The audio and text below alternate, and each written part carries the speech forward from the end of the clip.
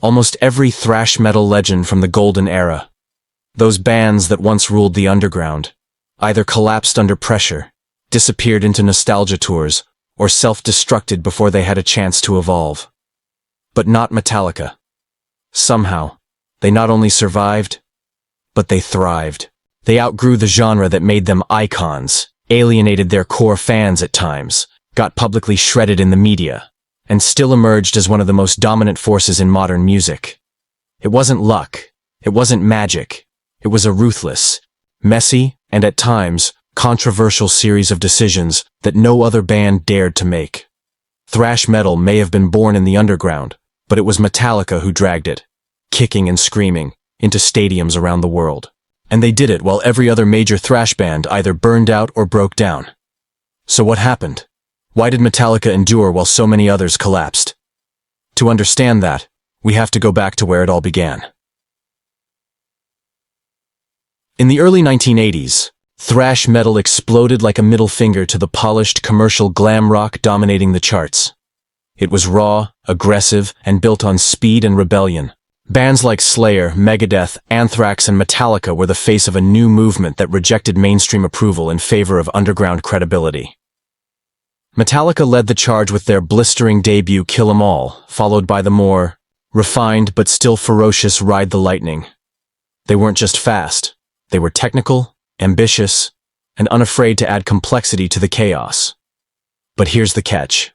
As thrash grew, it also became trapped by its own purity. Fans expected one thing: speed, aggression, and anger. And they punished bands who dared to deviate.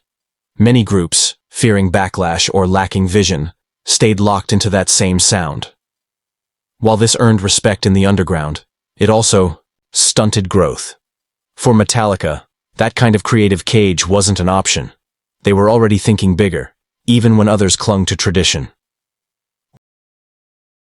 While Metallica kept pushing forward, many of their peers started falling apart.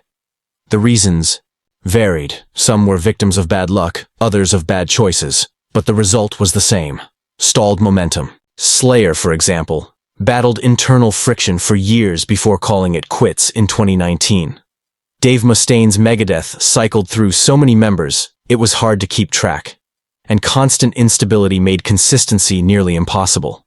Anthrax struggled to maintain relevance and frequently changed vocalists, which fragmented their identity.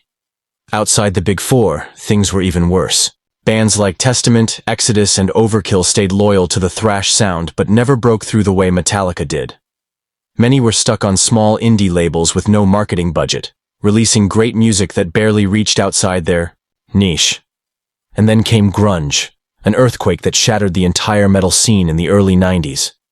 Labels dropped metal acts in favor of flannel and angst, and the ones who couldn't adapt were left behind. Metallica should have been next, but they weren't. In 1991, Metallica released the Black Album, and everything changed. Gone was the breakneck speed of Master of Puppets. In its place, a slower, heavier, more polished sound. Songs like Enter, Sandman, and The Unforgiven had groove, hooks, and mainstream appeal. It was an absolute betrayal to die-hard thrash fans, and an undeniable breakthrough to the rest of the world. Critics screamed, "Sellout," but the truth was simpler. Metallica evolved. They weren't afraid to risk alienation if it meant reaching a broader audience. That album became one of the best-selling metal records of all time, and while the rest of thrash was collapsing, Metallica was headlining stadiums. This wasn't accidental. It was strategic. They knew the genre had hit a ceiling, so they built a ladder. Reinvention became their superpower, and it was the key reason they outlasted their peers.